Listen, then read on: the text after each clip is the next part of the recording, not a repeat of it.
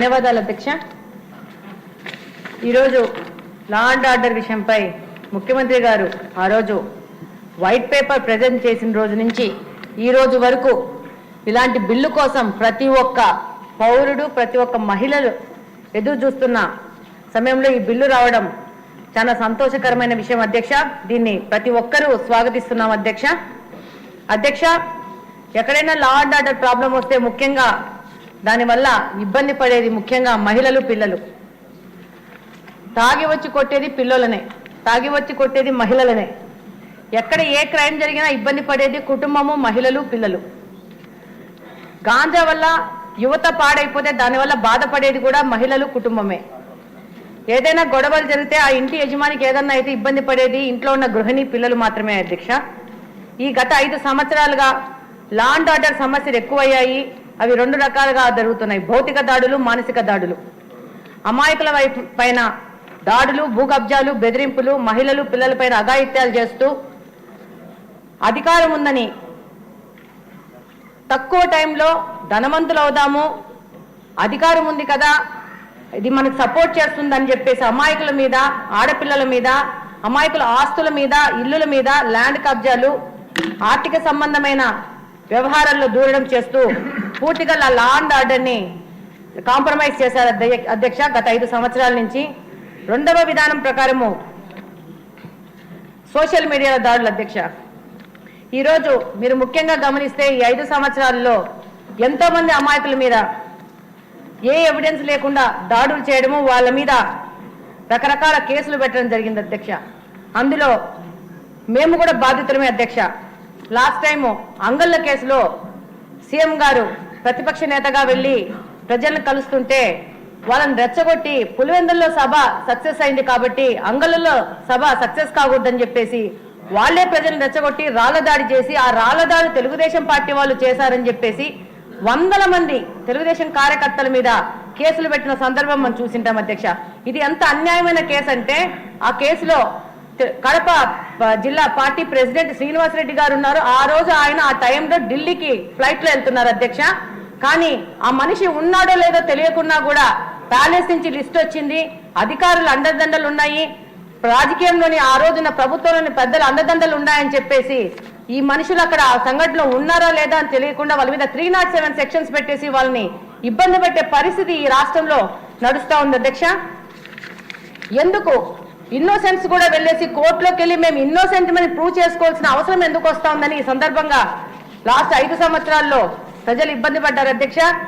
అలాగనే ఒక news channel పెట్టుకొని ఆ న్యూస్ ఛానల్లో తప్పుడు కథనాలు నడుపుకుంటూ అమాయకులైన వాళ్ళని ఇబ్బంది పెడుతూ వాళ్ళని రాజకీయంగా, మానసికంగా క్షోభ పెడుతూ ఈ 5 సంవత్సరాలు ఈ యొక్క చట్టాన్ని, న్యాయాన్ని నడిపినారు అధ్యక్ష ఈ యొక్క ప్రతిపక్ష పార్టీ వాళ్ళు.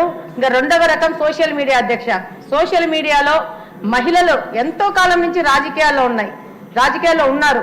ఎప్పుడు వాళ్ళ మీద ఇంత పెద్ద ఎత్తున దాడులు చేయడం కానీ, వాళ్ళ పర్సనల్ లైఫ్లోకి వెళ్ళడం కానీ, వాళ్ళ మీద రకరకాల అభ్యంతరకరమైన స్టోరీలు పెట్టడం కానీ ఎక్కడ జరగలేదు. ఈ 5 సంవత్సరాల నుంచి అధ్యక్ష ఈ విధమైన పోస్టులు పెట్టడము, ఆ పోస్టులలో వాళ్ళే ఒక గుంపును పెట్టుకొని దానికి లైక్స్ చేయడము, వాడినే మళ్ళీ రీపోస్ట్ చేసుకోవడము, తండ్రి వయసున్న లాంటి వాళ్ళతో కూడా వాళ్ళని కలిపి ఆ పోస్టులు చేసి ఈ సందర్భంగా నేను తెలియజేసుకుంటున్నాను అధ్యక్ష. మీ యొక్క ఫోటో పెట్టేసి నన్ను పెట్టేసి పోస్ట్ చేసిన సందర్భం కూడా ఈ సందర్భంగా మీ అందరికీ తెలియజేస్తున్నాను అధ్యక్ష. మీరు నా తండ్రి అంత వయసున్నంత వారు, వాళ్ళకి ఏం లేదు. మమ్మల్ని మానసికంగా ఇబ్బంది పెట్టడం, మానసికంగా క్షోభ పెడితే వాళ్ళకి అడ్డం లేకుండా పోతుంది, వీళ్ళు డిప్రెస్ అయిపోతే వాళ్ళకి అడ్డం లేకుండా పోతుంది అనే ఒక్క ఆలోచనతో ఈ విధమైన సాంప్రదాయాన్ని తెరలేపారు అధ్యక్ష. ఈరోజు పోలీస్ స్టేషన్లలో కూడా కబ్జా చేసేసుకొని అప్పటి నాయకులు పోలీస్ స్టేషన్ కబ్జా చేసుకొని ఆ రోజు దాడులు చేసే పరిస్థితి వచ్చింది అధ్యక్ష. ఆ రోజు మా యొక్క కడప నియోజకవర్గంలో ఆ రోజు డిప్యూటీ సీఎం గారు, ఎక్స్ డిప్యూటీ సీఎం గారు ఇప్పుడు ఆయన తమ్ముడు వచ్చేసి పార్టీ అధ్యక్షుడు శ్రీనివాసరెడ్డి ఇంటికి వచ్చేసి, నీ ఇంటికి వచ్చి, నీ ద్వారకా నగర్కి వచ్చి నీ మీద దాడి చేస్తా, మా నాయకుడు కనుసైగ చేస్తే నిన్ను దాడి చేయడం 1 నిమిషంలో పని అని చెప్పేసి పోలీస్ స్టేషన్ లో కూర్చొని ఛాలెంజ్ చేసిన సందర్భాలు అధ్యక్ష. దీని మీద కేసు పెట్టాలంటే ఆ రోజు సిఐలు, ఎస్ఐలు కానీ ఎవరికి కానీ, ఆ రోజున ఎస్పీలకు కానీ ఎవరికి ధైర్యం సరిపోలేదు అధ్యక్ష. చివరికి ఆ పోలీస్ స్టేషన్లో ఉన్న సిఐ గారు ట్రాన్స్ఫర్ చేసుకొని పోయే పరిస్థితి వచ్చింది. కానీ బాధితుల మీద బాధించిన వాడి మీద కేసులు పెట్టలేని పరిస్థితుల్లో ఈ లా అండ్ ఆర్డర్ని కాంప్రమైజ్ చేశారు అధ్యక్ష. అలాగనే ఈరోజు చూస్తే మీడియా ద్వారా మహిళలపై దాడులు ఆపడానికి కఠినమైన చట్టాన్ని తేవాలని ఎందుకు పదే పదే కోరుకుంటున్నామంటే, ఒక ఇన్సిడెంట్ జరిగింది అధ్యక్ష. ఒక వ్యక్తి ఒక మహిళపై దాడి చేసి ఒక మాట అన్నారు, మే తెరి బేటీకో ఉఠాతాము అని. నేను ఈ సందర్భంగా సభలో అందరిని అడుగుతున్నాను, క్యో బేటీకో ఉఠాతే, బేటేకో క్యో నై ఉఠాతే అంటే మహిళ ఫిజికల్ గా స్ట్రాంగ్ కాదన్నా ఆమె మీద దాడి చేయగలుగుతామనే అహంకారంతోనా ఈ మాట మాట్లాడుతున్నారని ప్రశ్నిస్తున్నాను. ఆ మహిళకి 2 కొడుకులు కూడా ఉన్నారు. ఏం కొడుకుని ఎత్తుకుపోతానని చెప్పలేదే, నీ కూతుర్ని ఎత్తుకుపోతానని ఎందుకు అంటున్నారు? అంటే ఈ సాంప్రదాయం అనేది మన సొసైటీలోంచి తీసేయాల్సిన అవసరం ఉంది అధ్యక్ష. దానికి ఇలాంటి కఠినమైన చట్టాలు అవసరం అధ్యక్ష. ఈ క్రమంలోనే నా మీద సోషల్ మీడియాలో పోస్ట్ చేస్తే నేను వెళ్ళి సంబంధిత అధికారులు ఆయన మీద కేసు రిజిస్టర్ చేయమని చెప్తే అధ్యక్ష, ఎందుకంటే చెయ్యలేము, చిన్న చిన్న పెట్టి సెక్షన్స్ పెట్టి కేసు రిజిస్టర్ చేసి ఎట్లయినా 3 సంవత్సరాల్లో కంటే తక్కువ శిక్ష పడుతుంది కాబట్టి అంత అవసరం లేదు కేసు పెట్టడము అని చెప్పిన సందర్భాలు ఈ అధికారుల్లో మేము వీటిని విన్నాం అధ్యక్ష. నేను అడుగుతున్నాను అధ్యక్ష, ఆ అధికారి చెప్తాడు ఐ హ్యావ్ సింపతి, మీ బాధ మాకు అర్థమైంది, కానీ అవసరమా 3 సంవత్సరాల కంటే తక్కువ శిక్ష ఉంది కాబట్టి బెయిల్ వస్తుందని చెప్పిన సందర్భాలు అధ్యక్ష. ఈ రోజు 2024వ సంవత్సరంలో ఇప్పుడున్న ఏ మహిళ అయినా ఎవరి సింపతి కోరే పరిస్థితులు లేదు అధ్యక్ష. మా హక్కుల కోసం, మా ప్రొటెక్షన్ కోసం పోరాడే శక్తి పరిస్థితిలో ఉన్నాము. తప్పకుండా ఇలాంటి పరిస్థితిలో ఇలాంటి రాక్షస ఆనందం పడుతున్న వాళ్ళ దగ్గర నుంచి మన మహిళలని, మన యువతని, మన వర్క్ చేసే ఉమెన్ ని, రాజకీయంగా బయటకున్న మహిళల్ని కాపాడుకోవాల్సిన అవసరం ఎంతగానో ఉంది అధ్యక్ష. అందులో భాగంగా ముఖ్యమంత్రి గారు ఈరోజు ఈ యొక్క చట్టాన్ని తీసుకొచ్చి ఎంతో మంది మహిళలకు బాసటగా నిలవడం నిజంగా అధ్యక్ష చాలా సంతోషించదగిన విషయం అధ్యక్ష. ఈరోజు ఎట్లాంటి పరిస్థితి ఏర్పడిందంటే అధ్యక్ష, ఈ గత ప్రభుత్వంలో ఎలక్షన్ ముందు ఆడవాళ్ళని తిట్టడానికి వాళ్ళకి సింపతి ఎక్కడొస్తుందని చెప్పేసి మమ్మల్ని తిట్టడానికి మా మీద ఆడోళ్ళనే ప్రయోగించిన పరిస్థితి అధ్యక్ష.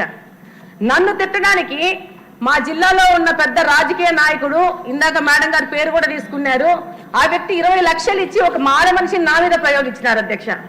నా మీద పడి నా మాధవిరెడ్డి కుక్క, మాధవిరెడ్డి పింఛన్ తీసుకున్న వయసులో రాజకీయాలకు వచ్చిందని ఇలా మానసికంగా ఇబ్బంది పెట్టే పరిస్థితుల్లో ఆడవాళ్ళని వినియోగిస్తున్నారు అధ్యక్ష. ఇంకొక మాట అధ్యక్ష, మమ్మల్ని తిట్టడానికి ఎస్సీ ఎస్టీ కమ్యూనిటీకి చెందిన వాళ్ళని తీసుకొని వాళ్ళకి లోపపరుచుకొని వాళ్ళతో తిట్టించడం మొదలు పెడుతున్నారు అధ్యక్ష.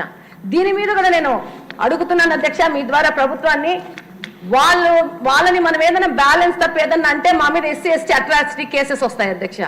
కానీ మమ్మల్ని తిట్టినందుకు మేము ఏమి కేసులు పెట్టలేని పరిస్థితికి వస్తున్నాం. ఒక్కసారి దీని మీద కూడా ఆలోచించి మహిళలపైన మహిళలు దాడి చేసి, అది ఎస్సీ ఎస్టీ మహిళలు దాడి చేస్తే దాని మీద ఏ విధమైన యాక్షన్ తీసుకోలేని పరిస్థితి ఉంది. మేము కూడా వాళ్ళ మీద అంతే కఠినమైన సెక్షన్స్ మీద కేసులు పెట్టే విధంగా కూడా ముందుకు పోవాలని చెప్పి ఈ సందర్భంగా తెలియజేసుకుంటున్నాను అధ్యక్ష. ఫైనల్ గా అధ్యక్ష, చిన్న విషయం అధ్యక్ష, మన మహిళలు, మన పిల్లలు, మన యువతను కాపాడుకోవాల్సిన పరిస్థితి ఉంది అధ్యక్ష. పొద్దునే మాట్లాడాం అధ్యక్ష బ్లేడ్ బ్యాచ్ గురించి, గాంజా గురించి. ఇది మళ్ళీ 2వ సారి అధ్యక్ష. ముఖ్యమంత్రి గారు ఉన్నారు కాబట్టి ఆయన వింటారు కాబట్టి మళ్ళా చెప్తున్నాను అధ్యక్ష. ఇప్పుడు మనము మాట్లాడుకున్నాం, గాంజా గురించి మాట్లాడుకున్నాం, మద్యం గురించి మాట్లాడుకున్నాం, డ్రగ్స్ గురించి కూడా మాట్లాడుకున్నాం అధ్యక్ష. ఈ రోజు కడపలో నేను చూస్తున్న పరిస్థితి ఏంటంటే 8 నుండి 10 సంవత్సరాలు ఉన్న పిల్లలకి సొల్యూషన్ తిన్నరు, వైట్నర్ అని చెప్పేసి అవి అలవాటు చేస్తున్నారు అధ్యక్ష. అవి ఏంటో కూడా తెలియదు. దాని మీద కూడా పూర్తి అవగాహన తీసుకొని వాటి మీద కూడా యాక్షన్స్ తీసుకునే పరిస్థితికి వెళ్ళాలి. ఎందుకంటే చిన్న పిల్లలు ఆ 10-12 ఏళ్ల వయసులో వాళ్ళ ఆరోగ్యం పాడైపోతే రేపు వాళ్ళే యాంటీ సోషల్ ఎలిమెంట్స్ గా తయారైపోయేసి ఈ యొక్క సమాజానికి ముప్పుగా వాటిల్లుతారు అధ్యక్ష. అదే కాకుండా పొద్దునే ఎత్తినాము, మినిస్టర్ గారి దృష్టికి కూడా తీసుకుపోయినాం అధ్యక్ష. పెయిన్ కిల్లర్ టాబ్లెట్స్ ని పౌడర్ చేసుకుని ఇంజక్షన్ లో ఎక్కించుకొనేసి వాటిని ఇంజెక్ట్ చేసుకుని తద్వారా వాళ్ళకి ఆ మత్తు వచ్చేదానికి వెళ్తున్నారు అధ్యక్ష. దాని మీద కూడా యాక్షన్ తీసుకోవాల్సిన అవసరం ఉంటుంది అధ్యక్ష. కనుక్కున్న ప్రకారం అయితే ఈ యొక్క మెడిసిన్స్ ను అధికారికంగా కాకుండా వాళ్ళు బిల్లులు లేకుండా అమ్మడం ఒకటి, వాటిని కొనే బిల్లులు అమ్మే బిల్లులు ఏమీ లేకుండా కొరియర్ ద్వారా తెప్పించుకొని బయట నుంచి వాటిని ఈ పిల్లలకి సప్లై చేస్తున్నారు అధ్యక్ష. అది ఒక సమస్య అయితే, రెండో సమస్య ఒకటే ఇంజెక్షన్ 10-15 మంది పిల్లలు వాడుతున్నారు అధ్యక్ష. దానివల్ల ట్రాన్స్మిట్ అవుతాయి సెక్సువల్ డిసీజెస్. దాంతోపాటు తల్లులు వచ్చి మా పిల్లలని జైల్లో వేసేయండి అమ్మా, మేము కంట్రోల్ చేయలేకపోతున్నాము అనే విధంగా ఈరోజు సమాజం ఉందంటే ఇది చాలా అలార్మింగ్ సిచ్యువేషన్ అధ్యక్ష. దీని ప్రకారం ఈ రోజు ఈ బిల్లు రావడం చాలా సంతోషించదగిన విషయము.